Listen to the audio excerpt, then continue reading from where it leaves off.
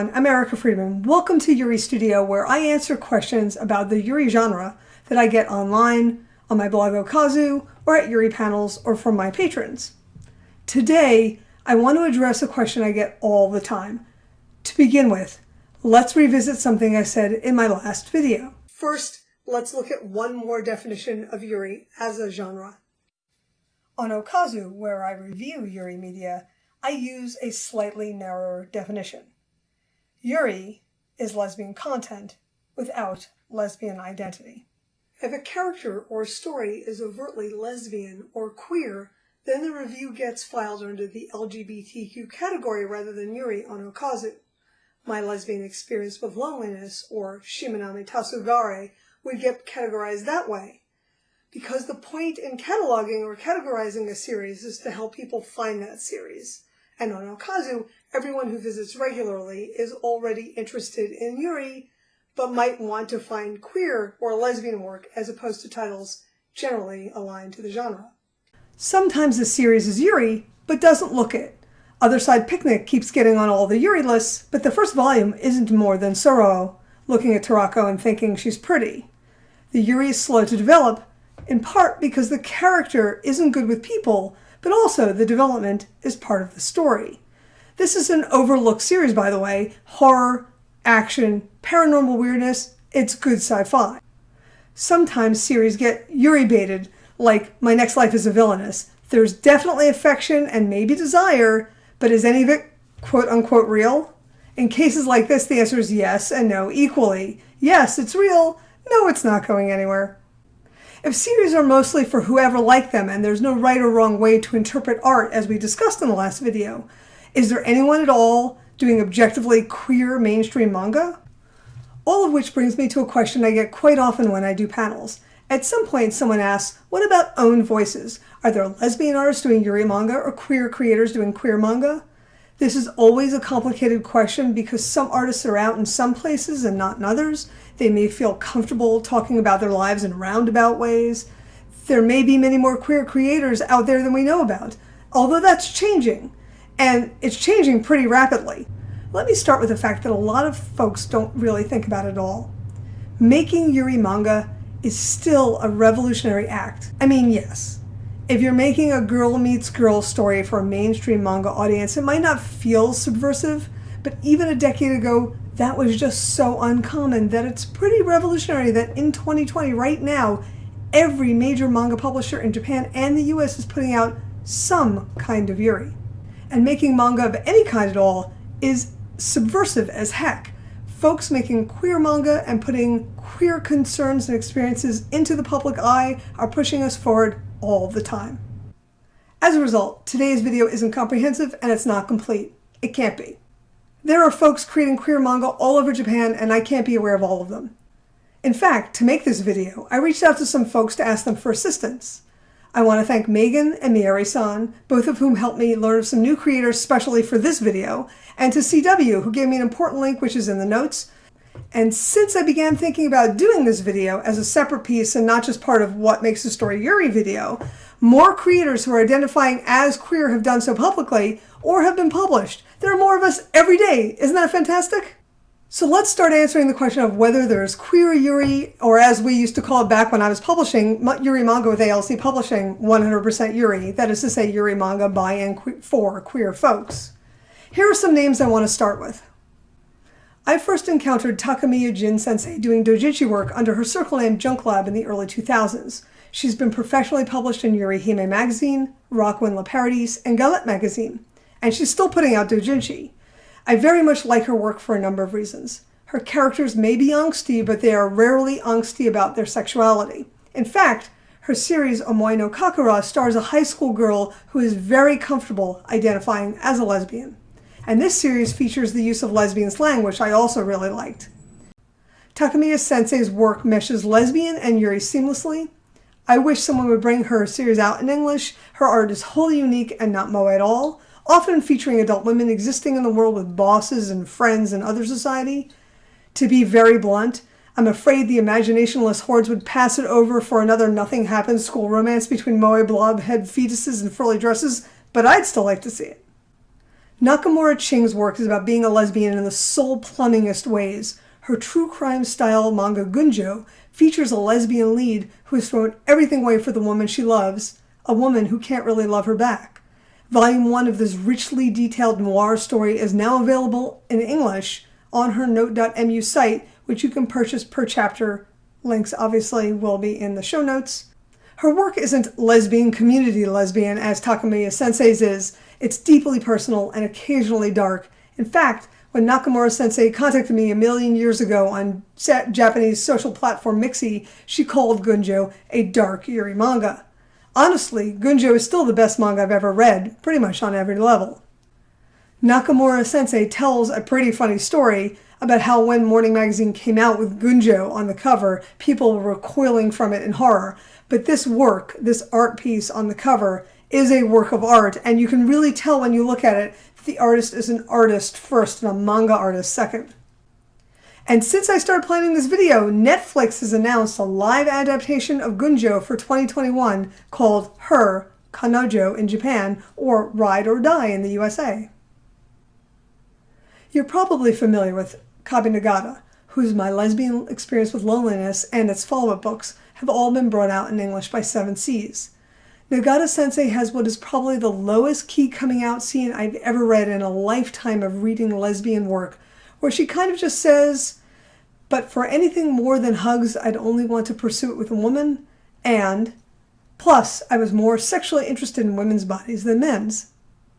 But this wasn't the point of the manga at all, so we all got sucked into rooting for the life of this one woman who found success talking about how she couldn't get the hang of existing in this world.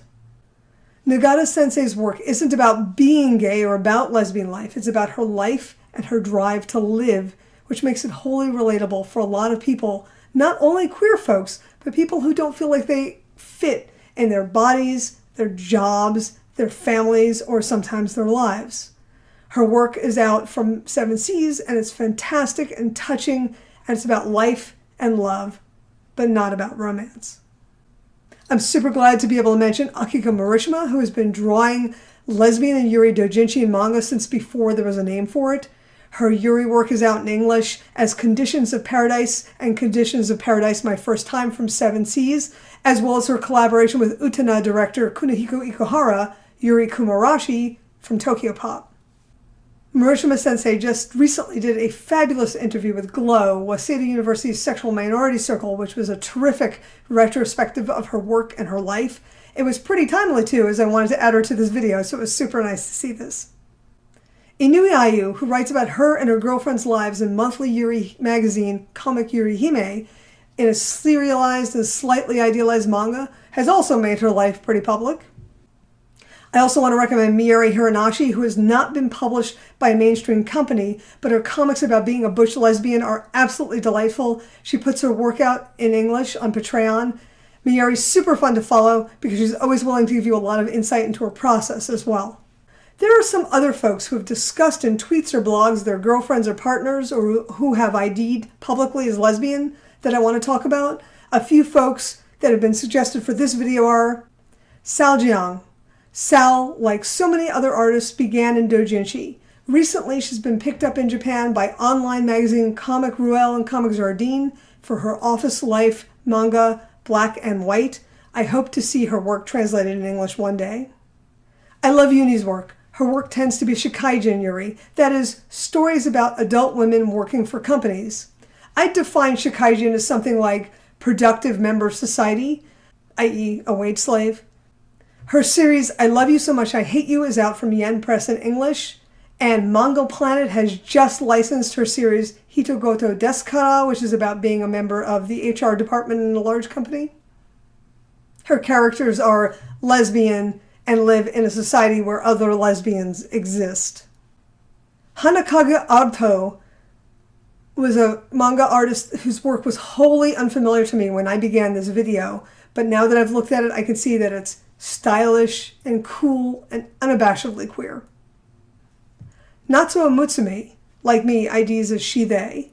Natsuo Sensei describes their work as, quote, the story of a boyish girl who likes other boyish girls, a love story based on real circumstances and conflict in the world of lesbians in Japan. I really like it. I think it's definitely worth looking at.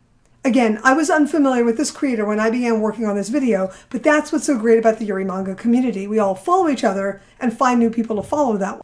In fact, to facilitate this very thing, years ago, I created a Yuri resource list on Twitter. The link is in the show notes, and I hope you'll follow it. It's a great way to learn about new creators. Which brings me to a point I don't want to forget to make. I'm asked quite often how to find people who draw Yuri or are queer or something related, and let me just explain the fastest way to find cool people to follow on any social media platform is to find someone you think is cool, then look to see who they follow. Follow the people they follow, because then you'll get to see the cool people that they think are cool.